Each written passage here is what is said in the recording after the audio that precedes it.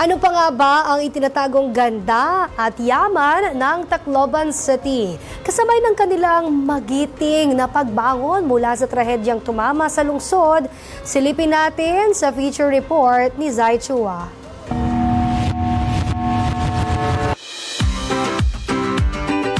Welcome to Tacloban City!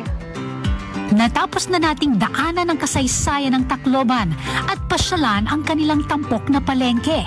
Ngayon, umpisahan natin ang kwento sa food trip sa downtown at tikman ang pinagmamalaking kakanin ng mga Taclobanon, ang moron at binagol.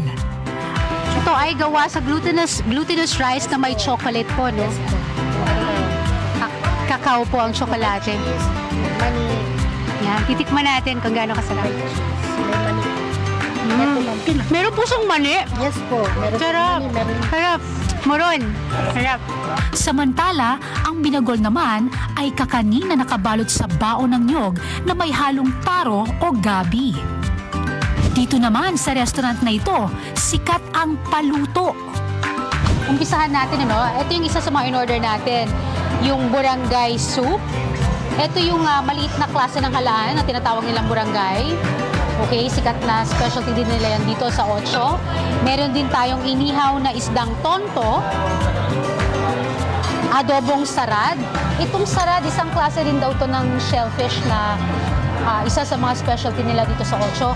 At syempre, meron din tayong porbidang kangkong o yung ginataang kangkong, no? Pero ibang klase yung ginawa nila kasi pinong-pino yung pagkakahiwa nila sa kangkong. At syempre pa, hindi tayo mawawala ng chicken pandan. Syempre, kailangan may tikiman portion. Unahin na natin ang sabaw. Okay. Sobrang sarap, ano? Alam mo, malalaman mo yung lasa dito sa probinsya na talagang probinsyang-probinsya yung lasa. Very fresh, walang lansa. Kasi alam mong sariwa yung mga seafood. Pagkatapos nating kumain at mabusog, hindi lang sa pagkain kundi pati na rin sa kaalaman sa pagkain, mag-sightsee naman tayo at bisitahin ang MV Eva Jocelyn. Nandito ako ngayon sa Barangay 68 Anibong, ang isa sa 36 coastal barangays ng Tacloban. At dito sa kinatatayuan ko, nandito ako sa pinakatuktok ng MV Eva Jocelyn, ang tanging natira mula sa 5 barko na inanod at tinangay ng Super Bagyong Yolanda noong 2013. At ngayon, 11 taon ang nakakalipas, ito ng Eva Jocelyn ang isa sa pinakapaboritong puntahan ng mga bakasyonista at turista dito sa Tacloban.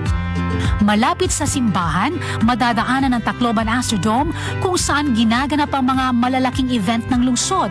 Kabilang na dito ang Unity Rally ng Alyansa ng Bagong Pilipinas na pinamunuan ni Speaker Martin Romualdez at Tingog Party List Representative Jude Asidre. Katabi naman ito ang magandang City Hall ng lungsod kung saan nakilala namin si Joy, isang empleyado ng lokal na pamahalaan para sa person with disability. Ayon kay Joy, malayong-malayo na nga ang Tacloban mula sa anino ng Bagyong Yolanda. Nung kasagsagan ng Yolanda po, malapit na po masira yung bahay namin. Pero ngayon po, sa awa ng Diyos, nakabangon na po. At saka nagkaroon na rin po ng trabaho. Hindi makukumpleto ang ating pagbisita sa Tacloban kung hindi tayo dadaan sa Archdiocesan Shrine of Santo Niño. 11 taon pagkatapos nga ng Super Bagyong Yolanda noong 2013, malayo na nga ang narating ng bayan na ito na minsan ay naging lugmok ng trahedya. At sa tulong ng nasyonal at lokal na pamahalaan ay patuloy na susulong ang Tacloban. Para sa totoong balita sa Bagong Pilipinas, Zai Chua, Tacloban.